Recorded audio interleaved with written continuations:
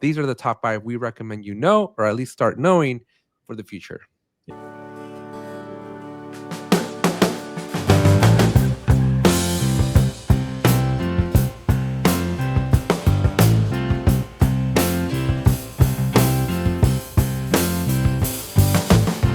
everyone, welcome to episode 2 of the DevOps Roundup. I got our title just right, and today we're going to be talking about our top 5 DevOps tools, our cornerstone products that you should be aware of, that you should know, things that if you're building out your career as a DevOps practitioner, these are the top 5 we recommend you know, or at least start knowing for the future. Yeah, Sean, how are you doing today? Doing all right. And how are you? Pretty good. Little nap that I just took. had a recent nap. Little nap that I took. I've been remodeling my office. I don't know if you can see this, but we're definitely in a different space. And yeah, I see that you're like 90 degrees off from where you were before. Yeah, no, I did a little rotate, and mainly because remember that podcast that I want to do with the wife, we needed more room, and my office, the way I had it configured, just didn't make sense. She was always like in a corner somewhere, and so we shifted, and we actually got another 60-inch table in here. Wow. Yeah.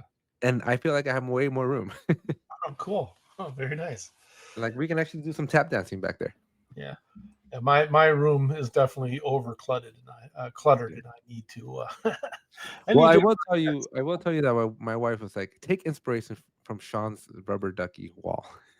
So she made me clean this up a little bit more. Okay. Well, I don't know if that is sorted or cleaned or anything, but I have ducks. They're not necessarily in a row. Some of them are. As long as your stars are aligned, that's all that matters, right? Let's see. All right, Sean. So there's a lot of tools in the DevOps space. How in the world do you pick your top 5? What are some criteria that we're looking for here? What makes you understand or pick a product to be a top 5 product? Yeah. So a lot of it has to do with the consumer base or the customer base.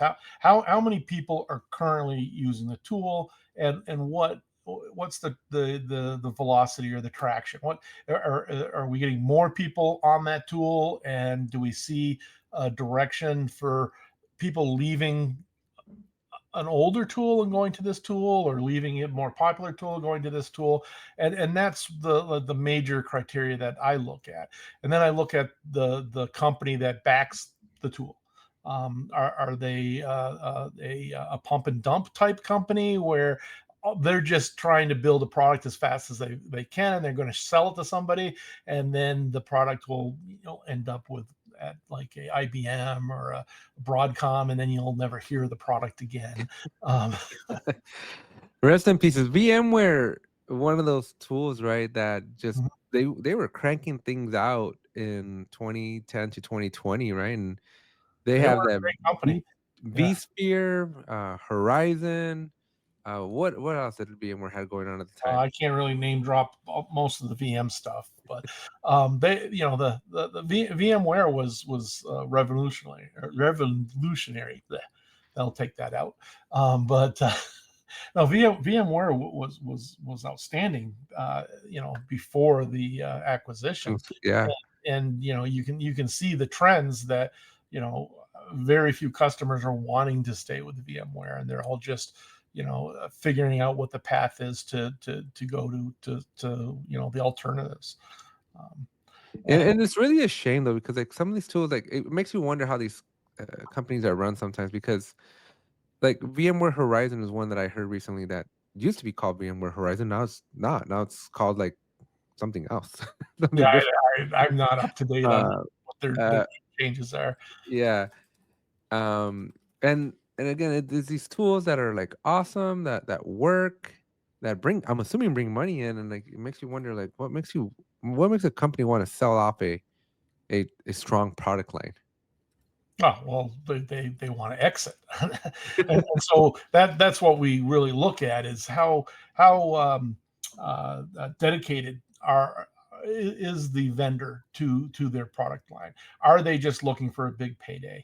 And sometimes it's obvious, and other times it's not.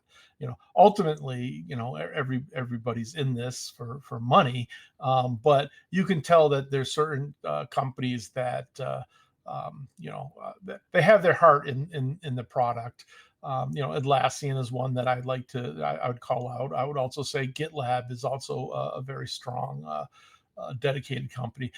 GitHub was. Um, I'm not sure it still is. It's been quite a few years since it's been owned by Microsoft, and the culture has changed. I don't know if it's changed a lot, but I wouldn't jump to a conclusion that they're in it for the long haul. I don't see. Microsoft has always confused me a lot though with the acquisition of GitHub, because Microsoft already had a GitHub competitor, Yeah.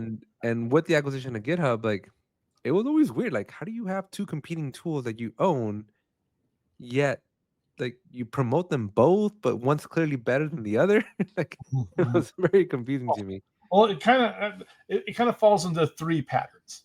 So they'll buy a company that competes with them to squash them, and they're basically just going to ride on the maintenance fees and not really invest in the acquisition and all that, and they'll make money off of parting it out and basically getting rid of the competition. So Um, VMware then. yeah, so that's kind of I don't know if that's They killed off like the vSphere free edition, yeah. right? That was very popular. I remember spooling up, or whatever the right technical term is, spinning, spooling, spilling, Spinning probably. spinning up. I remember spinning up so many, like, just servers and stuff with ESXi free, because it Well, I was would free. say so. The Broadcom acquisition of VMware is different than my first, Really, you think so? category. Okay. Well, because they didn't have a competing product. There was nothing at Broadcom that did virtualization. They really didn't. Broadcom initially was just a telecom company, and then they started buying software development tools almost 10 years ago now with when they bought CA, and then they had tools like Rally and that orchestration tool whose name I forgot already. I had a bunch of friends that went over there and worked on that for quite a while. But it was a competitor to things like Jenkins and Team City. Um, and I can't remember the name of it, but it's irrelevant now because it's just doesn't really exist anymore. Let's see. They had a Clarity, Rally. Yeah, Clarity and Rally still kind of exist. They just don't really have much of a market share. So you would never consider them to be cornerstone products. They had something called Continuous Delivery Director. Yeah, so that had a previous name, and I can't remember what it was. It was some sort of Zen name. Um, it wasn't catchy enough to remember for Clearly, a dozen years. It will come to me after the podcast. I know, But right? but the model there is they obviously had additional cash floating around, or not, they had some spare cash floating around, and so VMware was ripe for acquisition. It has a huge customer base, or had a huge customer base, all of which Broadcom now has control over. But Broadcom immediately jacked the prices up for everything, including there's like almost no free tiers anymore. Right.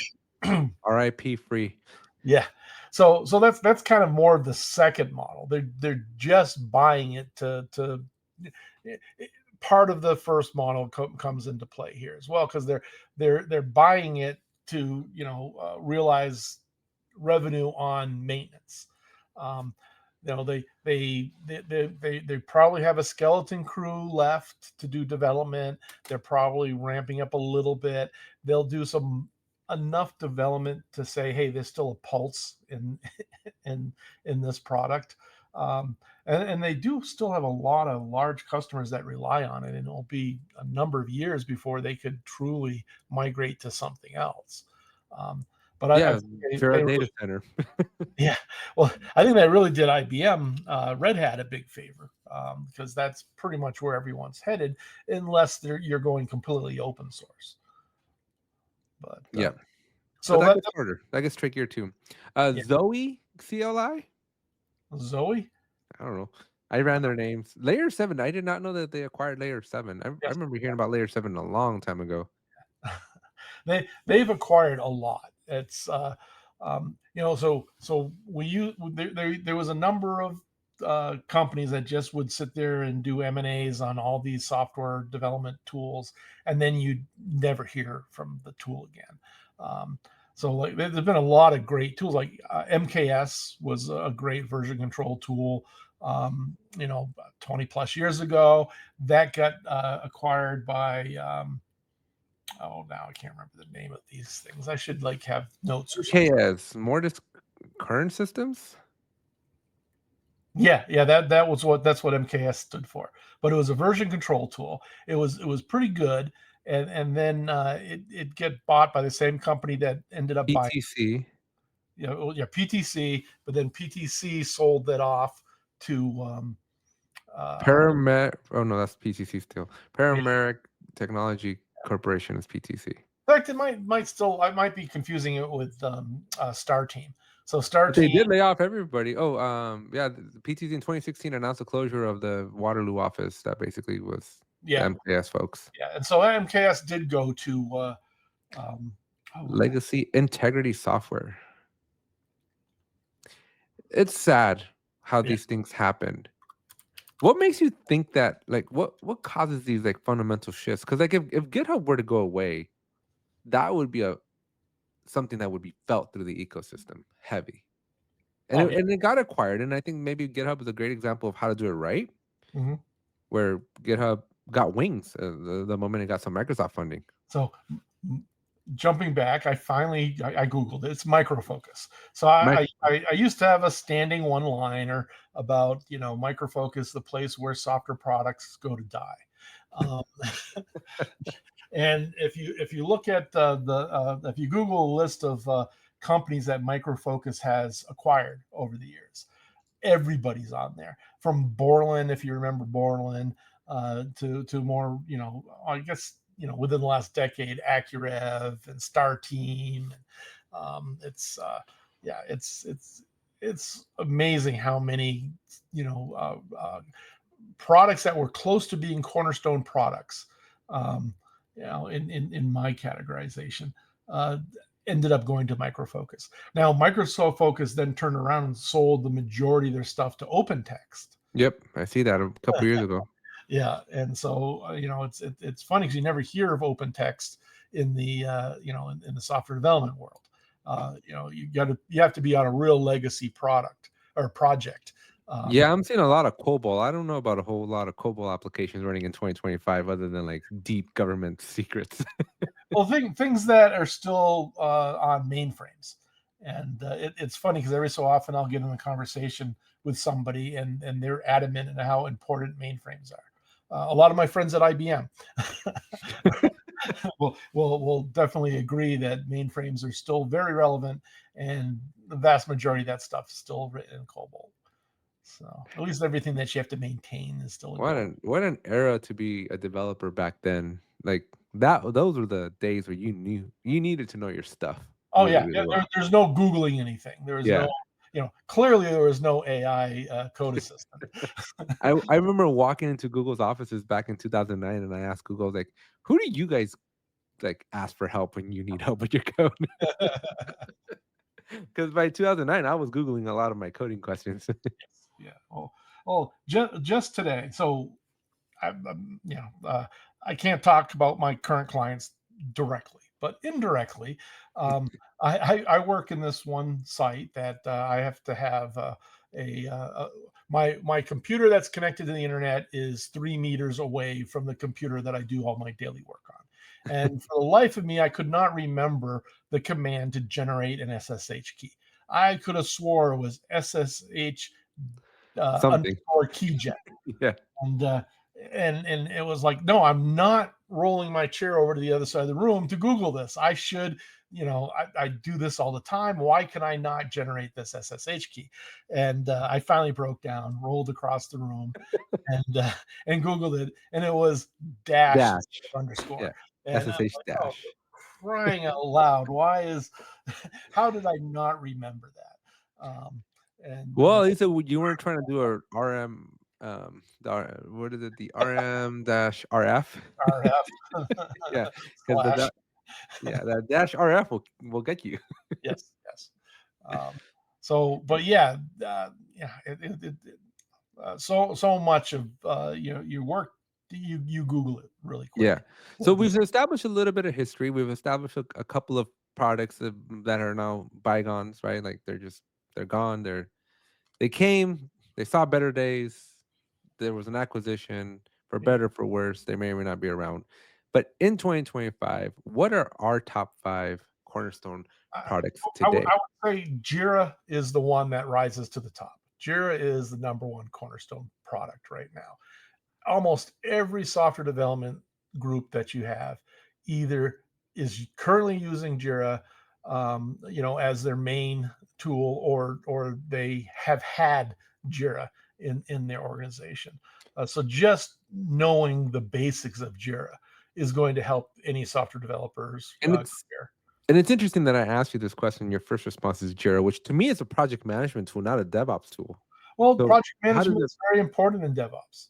So going back to my comment from last episode, DevOps is a huge umbrella, and anything that helps you get the product from cradle to grave is part of DevOps. So Yeah. project management and the approaches you take to project management, your procedures or your policies, all part of DevOps. And if you have procedures. And I would even go as far as saying Jira is a cornerstone product, but it's also a centerpiece. I think I see Jira as a tool where all your other tools within the DevOps space are going to integrate and connect with Jira to Mhm. give you that seamless, what Atlassian is calling developer experience, Yeah. right? A lot of this DevX stuff. So that brings up a nice side topic, because different companies have tried to use different aspects of DevOps as a centerpiece. Where Atlassian, clearly the centerpiece is Jira, but most companies have taken a version control first as their centerpiece. So whatever their Git based thing is. So So like Visual Studio back in the day with TFS. Studio, which the cornerstone of that, or the centerpiece of that, was their the TFS. Yeah, Team Foundation Server and then Source Safe and all that stuff even before Yep. that. And But yeah, no, they were so definitely centered IBM around. Rational ClearCase was their centerpiece, and everything grew from that. You look at GitHub and GitLab. Git is the centerpiece in that. They both named their companies after Git, and then they spread out from there. An interesting approach JFrog tried a number of years ago was the binary repositories, the center of the universe, and then you expand out from there. And they haven't really doubled down on that direction. They've kind of walked that back a little bit. That they were trying to say that they were a DevOps platform, but they were missing a few crucial pieces to truly be a DevOps platform. They had Artifactory, which that's probably the number. That's the second biggest cornerstone product right now is Artifactory. Artifactory had a couple competitors, and they've got a new competitor that's only been out there for about a year now, maybe a year and a half. That might be worth watching. But the they started with Artifactory as their platform, and they acquired a pipeline company to do CI/CD. And then they've piled on a whole bunch of security pieces, which is a very attractive platform, but you need to marry it with something that does version control and project management, because they're missing those critical aspects of DevOps to be a true platform. So JFrog pairs very well with the three big ones: Atlassian, GitHub, and GitLab. And while Well, two of the three have alternatives to Artifactory, GitHub and GitLab. Most companies don't choose to use them for larger projects. They typically will keep Artifactory and tie into GitLab or GitHub, Yeah, whatever. that was my experience. We had a Bitbucket, and then with the tie into Mhm. very much like this, right? JFrog plays a piece of it, but not the centerpiece. Yeah, yeah. So for a while there, JFrog was trying to position themselves as a centerpiece, and it just didn't really play out well. It doesn't look like they're continuing to paint that picture. Um, but you know, going back to why wasn't GitHub or GitLab my number two? And that's because the industry is still pretty split on what version control, enterprise version control tool they're using. We still see a lot of on-prem customers using GitLab, Yeah, GitLab. and then our cloud friends are usually using GitHub. There's a little bit of crossover in there, but that's pretty much how it plays out. It all depends on where are you doing your software development and where do you want your assets. And so if we're talking non-corporate or non-enterprise, GitHub, huge user base on GitHub. Yeah, no, it's Great, 150 great, million developers, 4 million organizations. yeah. And but if you're talking about your larger enterprise and the highly regulated companies, they will tend to gravitate more towards GitLab. So both tools are based on Git. So understanding Git gets you a long way to being, knowledgeable in either GitHub or GitLab. Yeah, Uh, the core is Git, because the even core, Atlassian has their Bitbucket entry as well. That yeah, and I don't and know, I don't know how it competes with GitLab and GitHub, but Bitbucket is definitely making some waves there. so it depends on if you're talking Bitbucket Data Center or Bitbucket Cloud. I think Bitbucket Cloud can compete with both GitHub and GitLab on the version control side. It has Bitbucket pipelines, so it has a way to compete with CI/CD, but it doesn't necessarily have any way to compete with packages and things like that. Um, so I think Bitbucket Cloud they innovated too little too late. So a lot of their customers went to GitHub or GitLab during the whole push to cloud.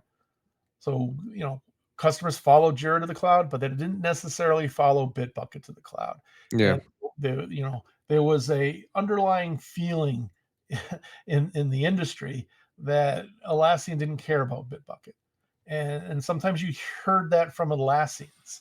Um, and so it was a well, little disappointed because I enjoy working with Bitbucket as well, but I definitely saw the industry shift away from Bitbucket.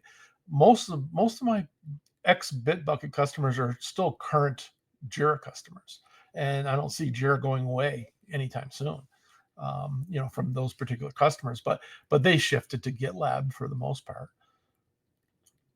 and having that solid source code repository tool, it's very critical.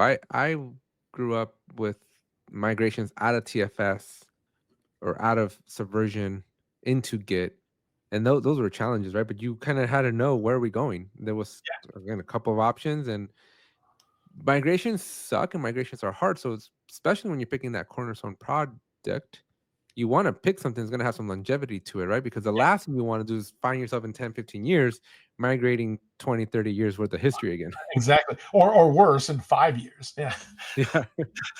then all we have to do this whole Or I had a scenario, I don't know if you could probably empathize with this, but I had a scenario in one of my career jobs that I had where we had a product, it was awesome, but then it got sold to a non-US based company.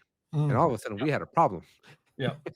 because where's your data at ultimately, right? And so we had to refactor a lot of stuff to just get it back to a product that was US based. Yeah, And, and I've been in JetBrains was a huge multiple. Team City, I think, is one of those products that we had a problem with because Team City owner was Russian, I think. Yeah, it's the same company as JetBrains, right? Yeah, is it JetBrains that owns? Yeah, JetBrains. Yeah, so JetBrains is a Czech. So again, some companies have to, as they're evaluating their products, because JetBrains makes a lot of great software development tools, especially in the IDE space, right? Yeah. But you can't use it if it's a non-US friendly company. Depending on your employer, you may or may not be able to use it. So, and I would assume that the reverse happens in other countries. It's just that we're so U.S. centric that Yeah. blind to it. Which that'd be a good question to ask some of our Australian friends. Do they ever get into the point where they're not allowed to use something from a different country? That sometimes presents a problem, right? Because it's, for some cases, it is like a matter of national security, right? Where if your tools are spying on you, that could be a problem. You have to generally have a good trust, because like, just think of Atlassian with Jira, right? Like the amount of data that Jira has over 24 years of existence. Oh yeah. It's And a now it's tremendous all up in amount. the cloud, so Atlassian has easy access to all of it. Now Yeah. they go out of their way to prove to you that they're not looking at your code unless you authorize it. Yeah. And then also, just as relevant, I worked at another employer where we were an AWS shop for our cloud infrastructure. And I don't even think we've talked about infrastructure yet with respect to DevOps, Yeah. but your hardware, where your stuff ultimately gets deployed to, I think is a very big part of your DevOps lifecycle. And I definitely think we need to address, Google solution versus AWS versus Azure. Mhm. But back to the story, we were using AWS, but one of our biggest client was Walmart, and Walmart's like, you ain't gonna put your stuff on an Amazon Oh, servers. yeah. It took a second to Yeah. yeah. That I wonder if they've So ever changed that. yeah, so we quickly moved over to Google's what is the Google's platform called? Just Geez, Google Cloud, right? GCP, yeah, Google Cloud Platform. Very creative Google is with their names. yes. Well, when you can use an acronym, right? GCP. Yeah. Yeah. So okay, so we got Jira as a cornerstone one. What was the second one? Do we have the second one? Was it Second GitHub? one, I said Artifactory. Artifactory. Okay. JFrog's Artifactory, it has a couple competitors, but they're in the weeds compared to JFrog's market share. Yeah. So understanding Artifactory and how all that works will help you regardless of what your employer is using. Because you can transfer that knowledge to Sonatype's Nexus, and it's different enough, but similar that it's transferable. But more likely than not, your company is probably going to be using Artifactory. And that always blew my mind. So what's the difference then between Artifactory as a repository manager and Git, or some variant of Git as your Yeah. repository manager? So it all boils down to performance, and this is a soapbox moment. So so bear with We're gonna me. need a jingle for these moments. So when we used to have legacy, or what we call legacy software, version control tools, so your clear cases, your harvests, your PVCS, Accurates, those tools understood all the files that you could use for your software development. So text, binaries, and whatever's in between those. Git, because it was seen that all these other tools lack performance. They just were slow. Sometimes they had to copy everything down, just like Git You does. lock things. That was funny from Yeah, Subversion. You yeah, were locking lock stuff. stuff. Yeah, When people go on vacation, you're like stuck for a week. but you would version everything in these tools. And then when Git came along, Git was specifically written for text files and only text files. So if you put binaries, the more binaries you put into Git, it will handle it, but it gets as slow, if not worse, than the legacy tools. So that sparked, A that need. A a need. need, a need in the infrastructure, or the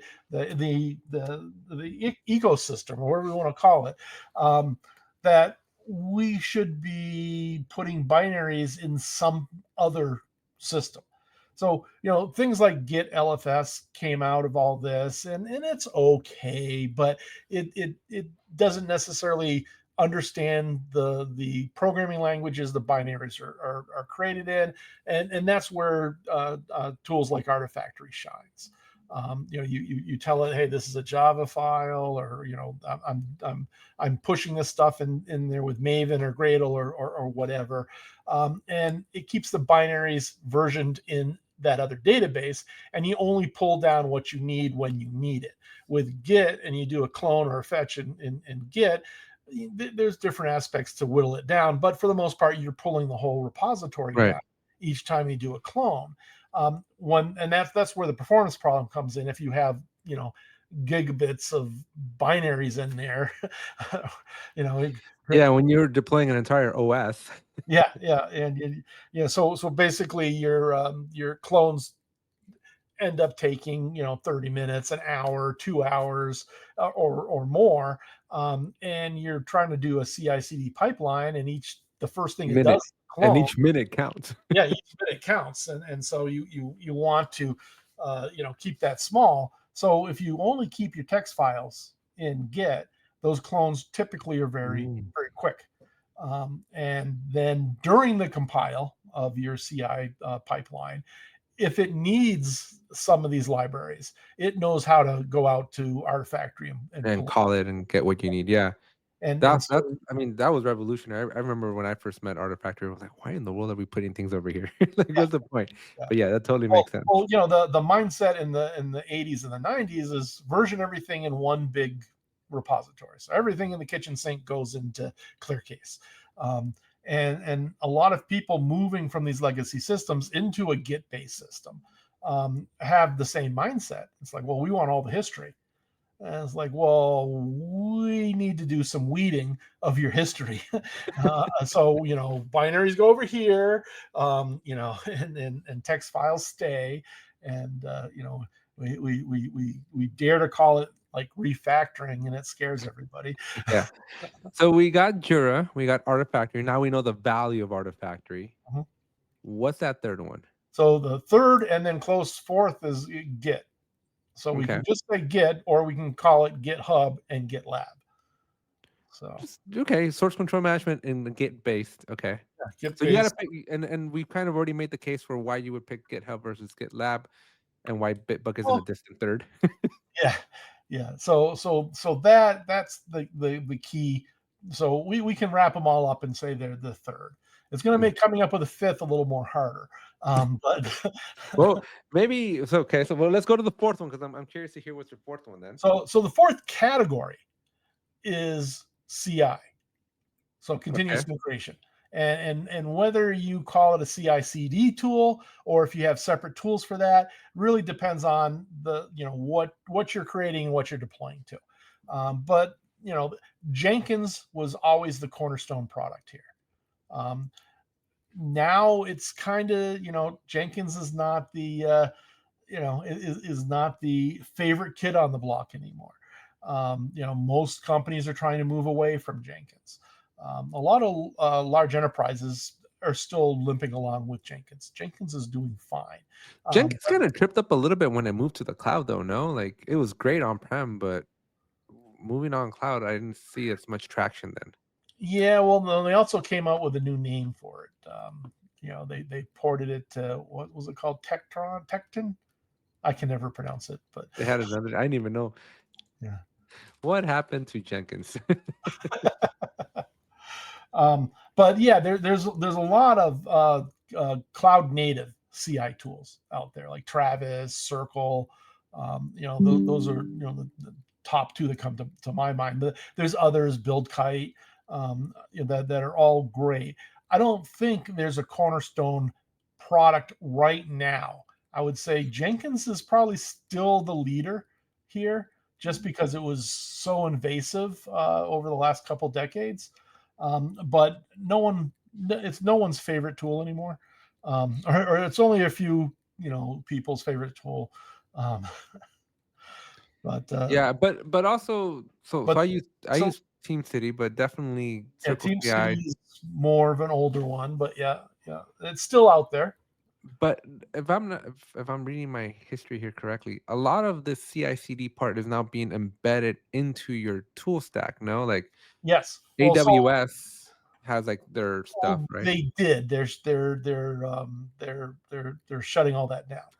Of So, course. Yeah. and that's another interesting conversation as well, because GCP is doing the same thing. So each one of these cloud providers had their own set of software development tools, and not a lot of people adopted them. So the adoption rate to go to GitHub was much higher than using like code commit in AWS. Um, and so AWS is getting rid of them. GCP is or Google's no longer supporting. I believe they're still available, but they're end of lifing these tools, because they're not really making any money. They're pretty much free to use if you were using that cloud platform. But now companies like AWS is partnering with GitLab. Google, partners with Microsoft and GitHub. But you could stand up your own GitLab instance in either cloud. In fact, all three cloud providers. Yeah, because even Bitbucket, right? They pulled in the pipelines Mhm. to help you with the Yeah. CD part. So yeah, that's where I was going with. They're Jenkins is probably still the cornerstone product in this category. However, if you're using GitHub, you're using GitHub Actions. If you're using GitLab, you're most likely using GitLab CI, or you really should be. Um, very few customers that migrate to these tools don't do or don't adopt their CI, if I didn't mess up that sentence at all. But anyway, but what I mean is, so when we get a customer that migrates from a Bitbucket to a GitLab, the first thing they do is migrate the source code. So, because that's pretty much what you have in Bitbucket data center, is just the source code.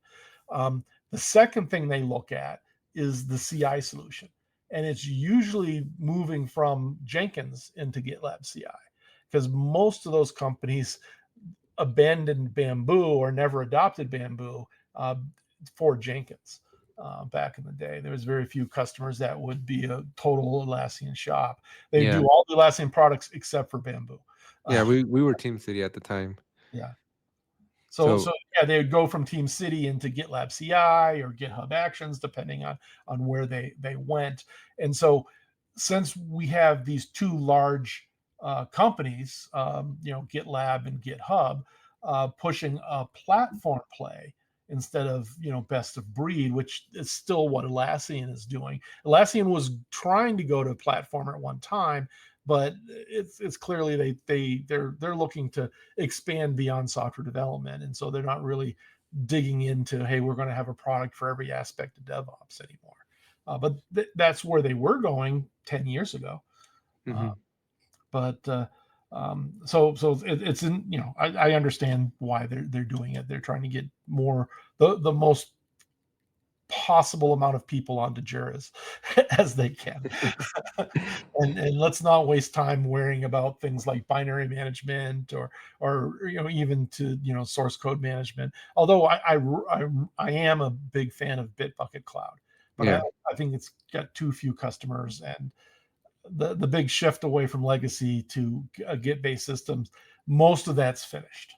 There's some laggers out there, but like you were mentioning, nobody wants to go through this again. They did the migration. It was a lot of effort. I landed on GitLab. Is going to GitHub really going to give me that much more benefit than the time and effort it would take to move from GitLab to GitHub? And I would argue it probably doesn't. right. And time is money, right? And so you don't always have the budget for everything.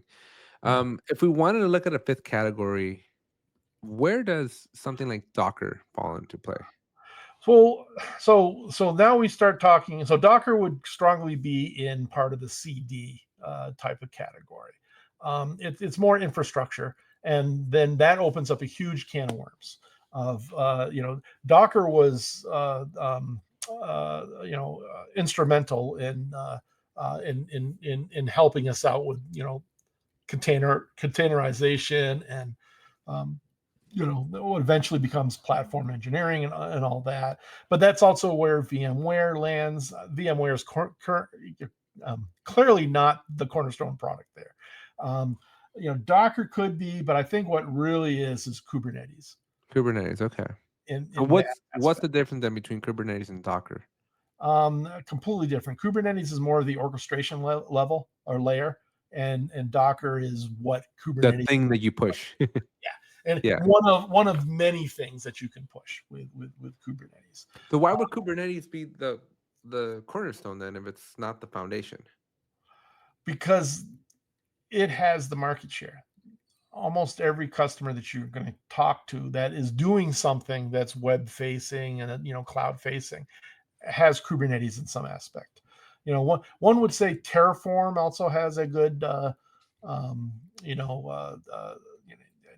you could throw Terraform's hat in that ring and they'd have a good chance at winning some. But now that HashiCorp is part of IBM, is that going to follow the same path as VMware with Broadcom?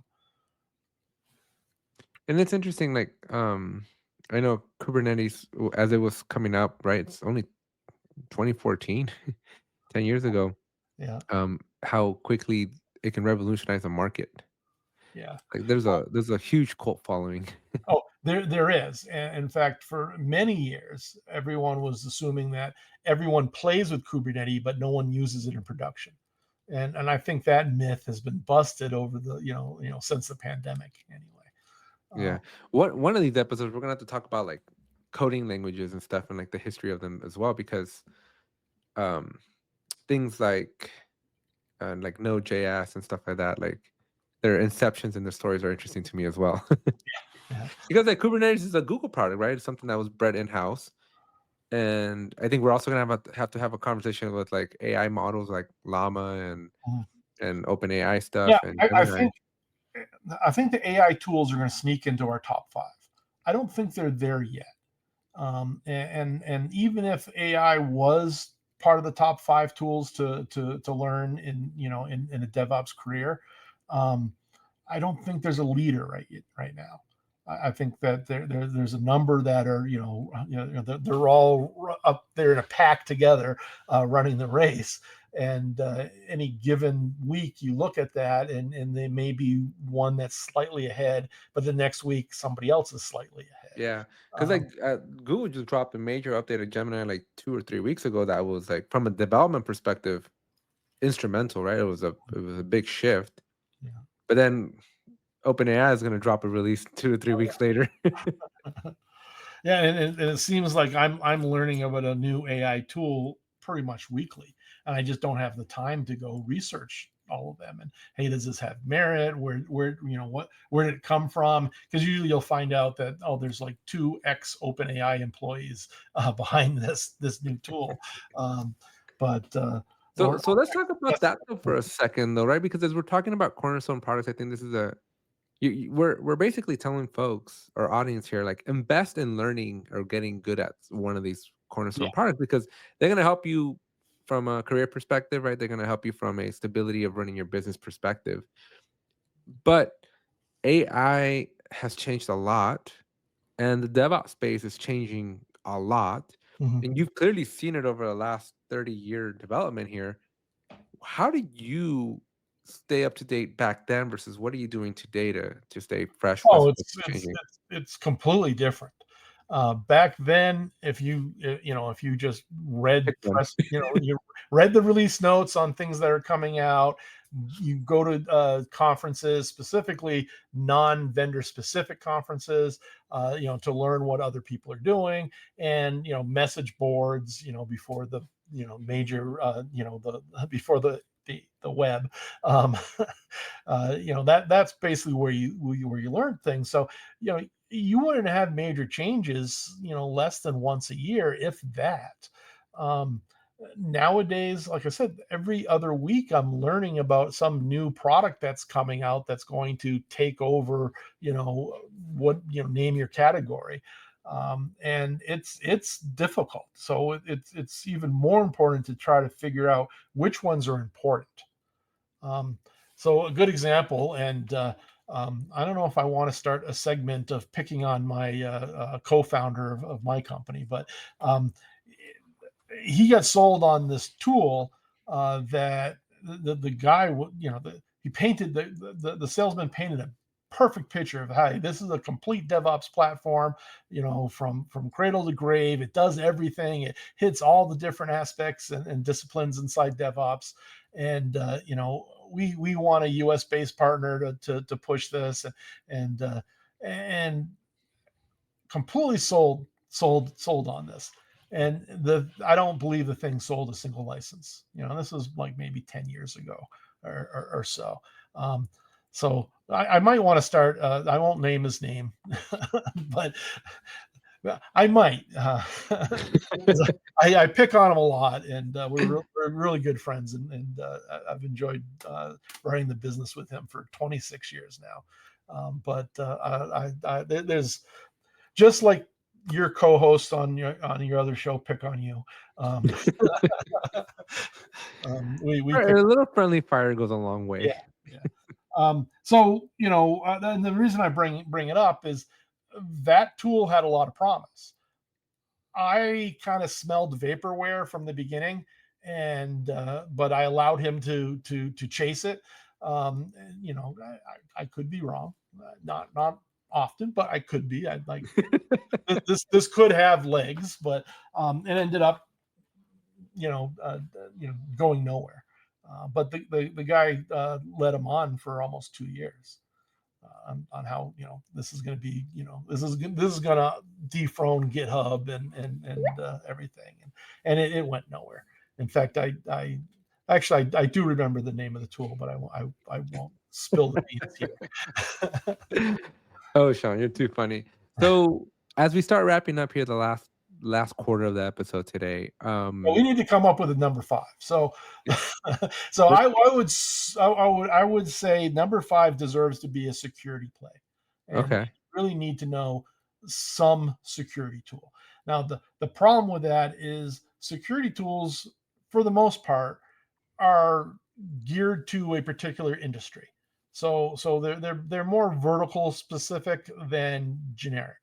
So Um, what security tools are we talking? Like we're talking like Veracode and yes.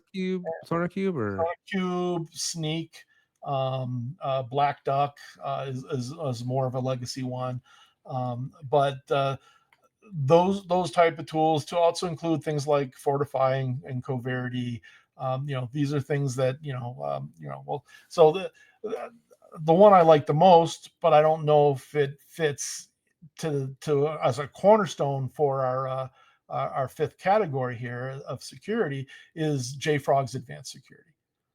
I think that is probably the most well-rounded security um, offering? offering that's not from a pure security company. Um, Hmm.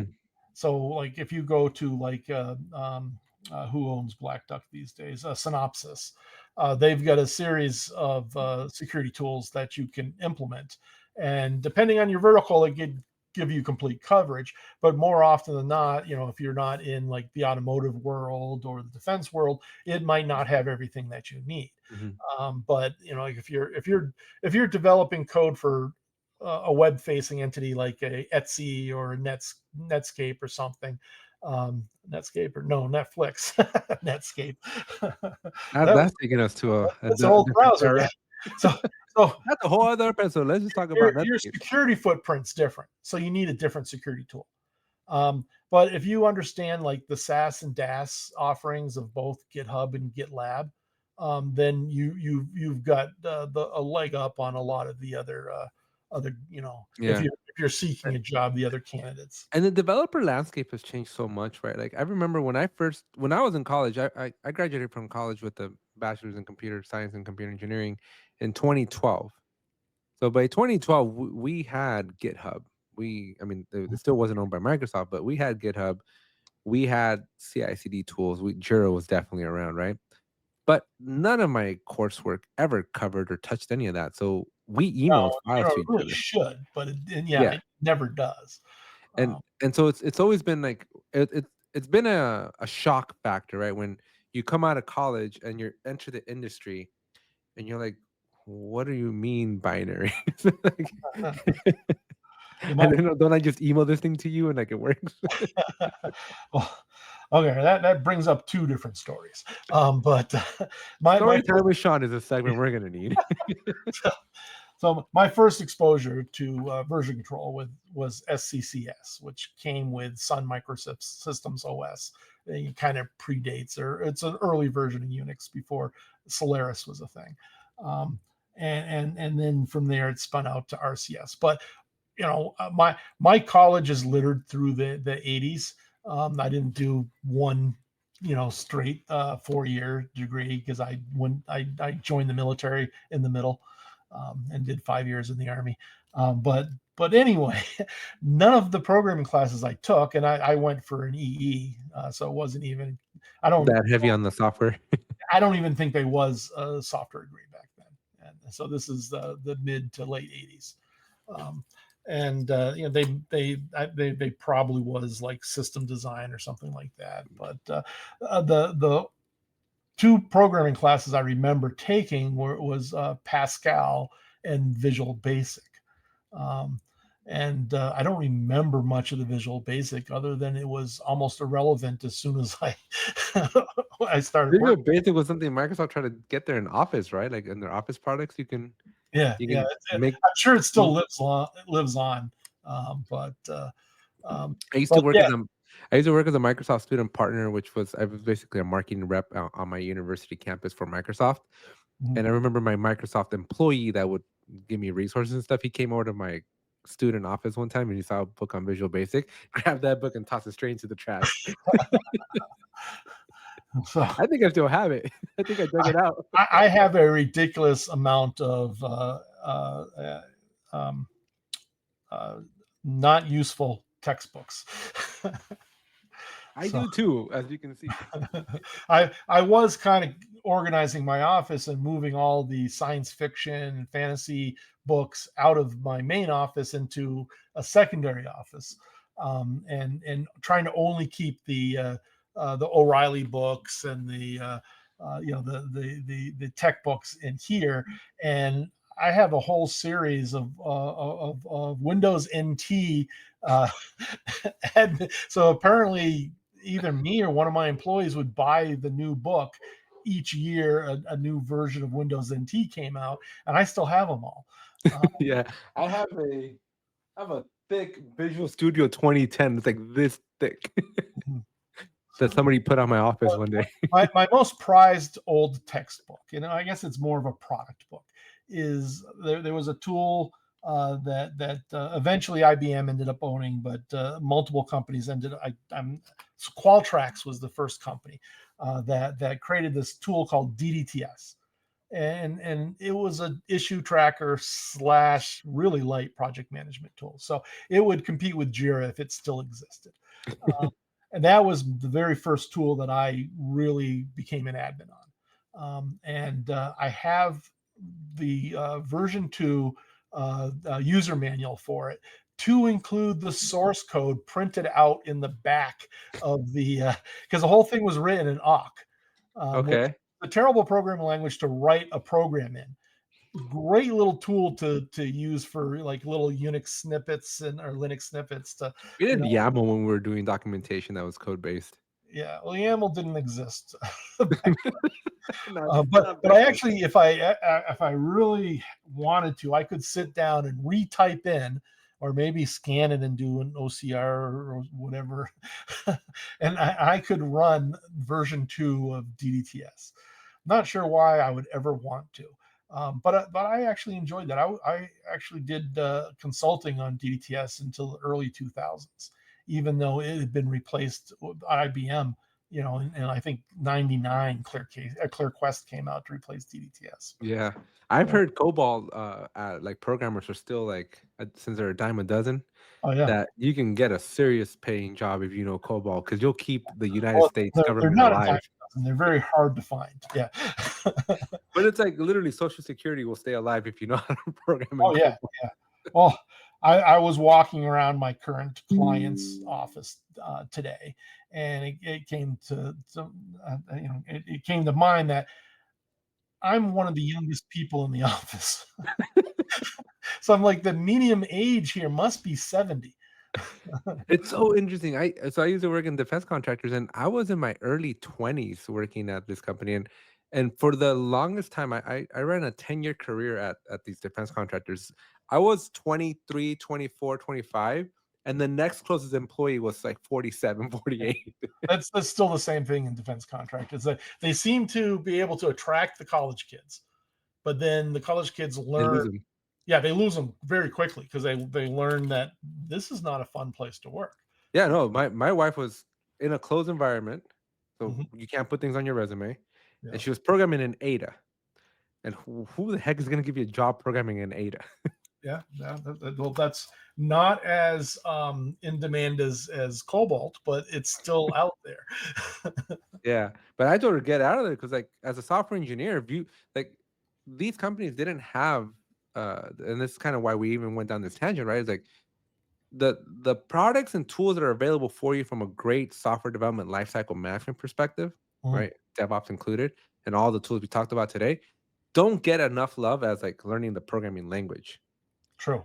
which you kind of need them both because to write the code is one thing, but to deploy it and have the world see it is just as critical than the Mhm. application itself. But we don't. The DevOps stuff is it's more like a, I don't want to say grassroots effort, right? But you kind of, it's more self taught. You're not going to take a DevOps class in college on No, how to use and uh, and Docker. part of that is you very rarely, there's exceptions, but you very rarely see a college course based on a commercial product.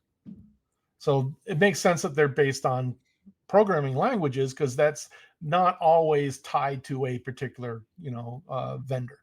Um, Usually, so like there'll be they back in the day there was like 5 or 6 popular compilers for C or C++, and now it's pretty much just one or two. But you would teach the the programming language in the college course, but you're not going to see a college course for Jira. Um, and Yeah, but it really creates a gap because you have students or folks graduating with fancy degrees that don't know how to actually work enterprise software. Yeah, or don't know how to work in a team more than Yeah, 4 people. yeah, that's one thing that I always go. So I do a lot of like STEM outreach for like my alma maters and my Mhm. schools that I went to, and like the biggest thing I tell folks is like, look, college and all your education, K through 12, and even into college, everybody's a competitor, and you're cheating if you're working together. Mhm. But in business, it's the opposite, right? Like in business, if you don't work together, you fail. Yeah, yeah. So you need to quickly teach them how to be disappointed in others. Yeah. Why Jira is such a popular tool? I think Jira would be twice as popular if it highlighted like who's carrying the load. Well, it does. There's built-in reports to see who Yeah, but if it like worked. publicly shamed you, like low key, like passively shamed you, I'm pretty sure there's an add-on for that. if not, release team will be working on. I would Yeah, say this is definitely an add-on that I could see Old Street creating. When they were still their own entity. well, it reminds me of like the code smell like add-on that you can add to your CI/CD pipeline, right? To just figure out like, do we have crappy code? Like, it'd be Mhm. interesting to see how crappy, especially now with the teamwork graph that Atlassian's pushing out. I'd Yeah. be curious to see like who's carrying their weight in your company. Well, over the years, there's been multiple ways of shaming other engineers. Like the rubber chicken is one of my favorites. I'm not sure if you're familiar with the rubber chicken, but basically, if you had nightly builds, you would have this rubber chicken in the office, and whoever broke the build, they would have to display the rubber chicken on their office door until the next person broke the build, and then they get to hand off the rubber chicken. So Oh, it was a way to shame your other software developers, and that was one of my favorite things to do because I typically didn't write the code, but I ran the builds, so I was able to figure out who gets the rubber chicken next. Oh, software development, how times have changed. I think our next generation is too weak for this, which maybe we do have a topic on coding or DevOps for millennials and then DevOps for Gen Z. Because Is Gen Z the most recent? there's a bunch of newer ones. I think Gen Z, Yeah, I don't keep up with that. let's see. We have Gen Z is 2001 to 2020. Okay, so the whatever comes after them, we don't have to worry about them in the workforce for Not another yet. 10 years. Not yet. They got a while to go.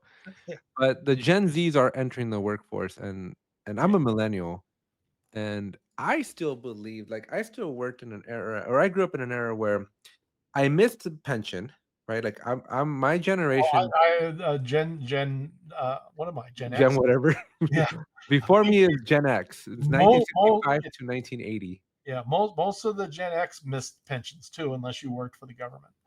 Yeah. Uh, So, yeah, but there was really no incentive to, yeah. without that pension, there's no incentive to stay.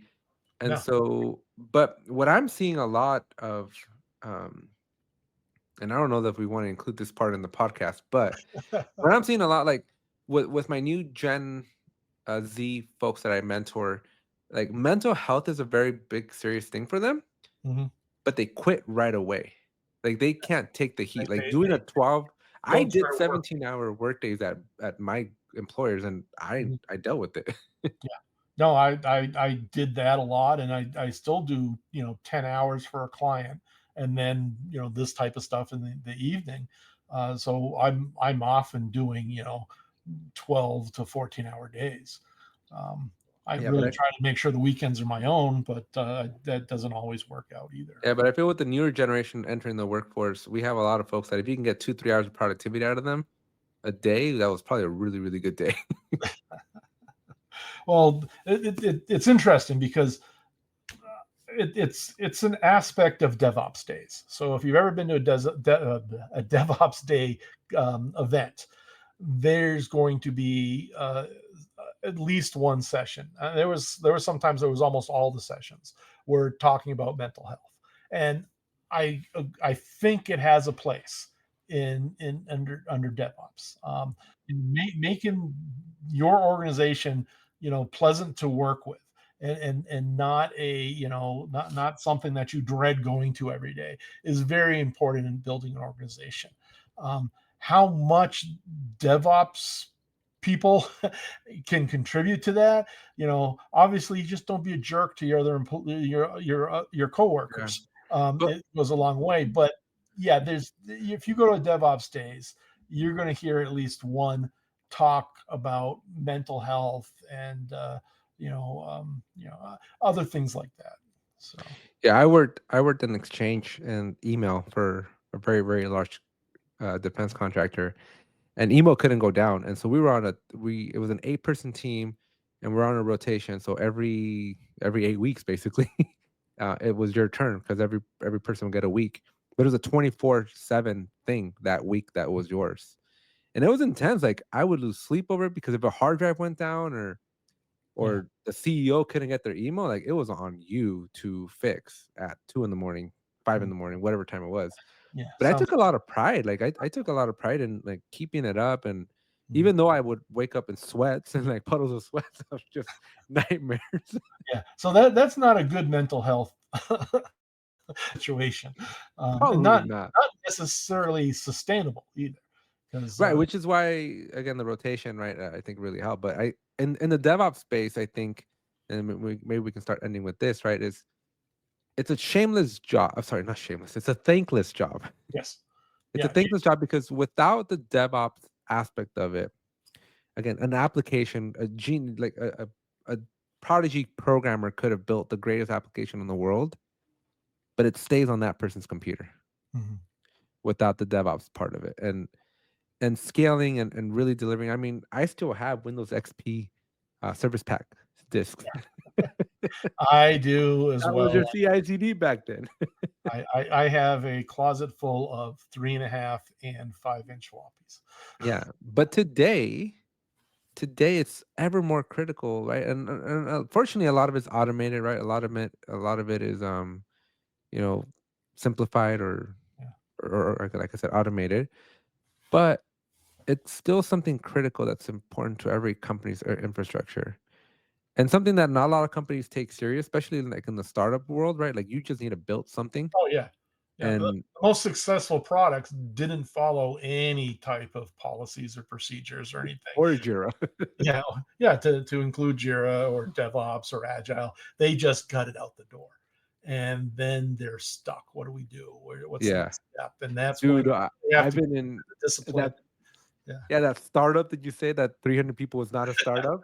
The amount of like architectural decisions, right? Because this was an interesting you'll like this story, right? So this startup that I went to go work for, it was created by PhDs in like neurobiology, right? And they learned how to code, which not the best recipe for success because when you're not trained in that art, because coding is an art, Mhm. um mistakes will be made, right? And so they hand jam like into the code, like they hard coded a lot of values that should have been variables. And so as they try to grow as a company, as they try to scale, they kind of ended up in that situation kind of like Atlassian when they were with a great fork between data center and cloud, right? Because you have to re-architect your whole thing because your beginning stuff is just so bad just to get stuff out the door. Mhm. And again, missed opportunities. And this is why again I'm very excited for this, and I'm hoping that through this podcast we can reach folks that take DevOps more serious. Because if you start with your best foot forward, the probability of success or the probability you have to refactor your entire code base 10 years from now. Yeah, yeah. You need to be agile, but you need to plan things logically to scale, and and plan for success, and how hey, when we get when we succeed with version 1, version 2 can't be a complete rewrite. You know, we want it to be incremental and continue to improve. We don't want to start from scratch every time we do a new Oh release, man. and that happens in more places than you would suspect. Um, but yeah, going back to the mental health thing, I think it's very important for corporations or companies to try to develop that. Um, and then you see very few of them do, or they do it in they'll come up with a PowerPoint that they email to everybody, talking about all these key mental health initiatives, but then nothing ever happens, and it doesn't trickle down to management. Um, and I see that a lot. Well, Um, I think we may have to have an episode on mental health, and because for me, I don't know that I've ever struggled with mental health.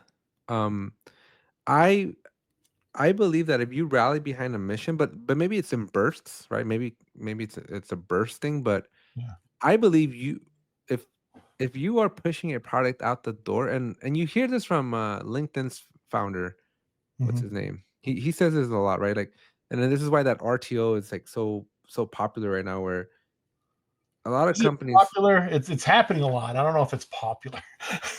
it's not popular, but infamous. Yeah. The infamous RTO, right? But it's kind of like a necessary evil. Like I think even with OpenAI, right? And Elon's a big, huge proponent of this. Is like I don't know how much I abide to it. I think it's all about your team culture, right? But to do great things, you need to be obsessed, and we see that Yeah. generationally throughout time, right? You see it in Mr. Beast. Mr. Beast is 26 years old. He works 20 hours out of the day. What's Mr. Beast's state of mental health? Probably not the best, but at the same time, he's building a company and you care, right? And I think as a CEO or as an owner of a company, Well, you, yeah, you're caring is like the cornerstone of the mental health thing. If you are employed because you need the paycheck, and that's the place that employed you, and you have no drive, or have no real commitment other than doing what is required, then your mental health is going to suffer. right. Because Um, that's what I was telling you. Like, I don't feel like I've ever suffered from mental health, even though I've worked crazy hours, because I'm so committed to the mission, so committed to the cause, to the purpose. Especially now that I built my own thing, like I will gladly spend a 20-hour day. Team 25, right? The team was running from from 7 a.m. until midnight Yeah. for 5 straight days. To me, I did not feel tired. I did not feel burnt out. I didn't feel any stress. I mean, we were in a stressful situation, but it was worth It it. wasn't necessarily a dangerous, stressful. You were very welcome there. There was really no, controversy. So I look back to some of my old conferences I did in the late '90s, early 2000s, where uh, partners were not seen as favorable with our main vendor at that time.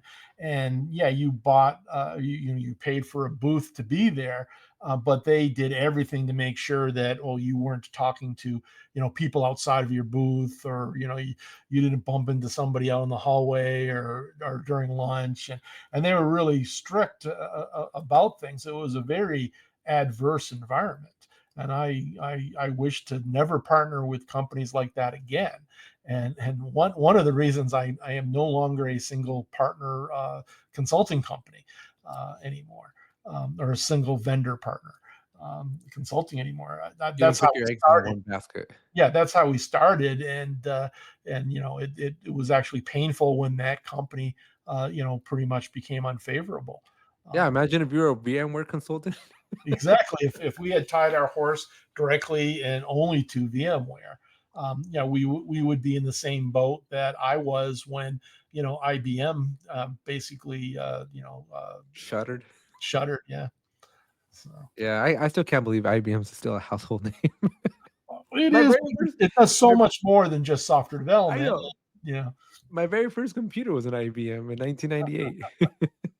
My very first computer was an Apple II. I built it myself out of a kit, Mm. and uh, and that's why I'm not an Apple fan anymore. I was telling Rodney yesterday or this morning during the live stream about, because Rodney does not like Apple devices, and I'm like, "Do you have a fit with Apple like Sean does from the 1970s?" Well, it was early '80s, but yes. We'll be back next week with another episode, and we'll definitely be going deeper, and I'm very excited again about all these possibilities. So if you're watching this and you made it this far, please make sure you hit that subscribe button. Yeah, thank you for everyone who has subscribed over the last week. We Yeah, Sean, appreciate it. Sean's like, wow, we grew a lot. Yeah, I was pleasantly surprised. Yes.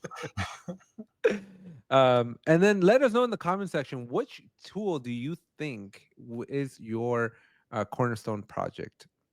Product. Cornerstone product. I'm gonna get that correct. Let us know in the comment section which one is your cornerstone product. I think it's very important, right? There's so many tools in the Atlassian ecosystem, and I'm sure everybody has different opinions here. So in that comment section, what are your top 5 tools? Make sure you drop them there. And again, make sure you hit that subscribe button, hit that like button as well, and share this with everybody you know. And Sean, it's been a pleasure. I'll see you next week, and have fun in San Francisco.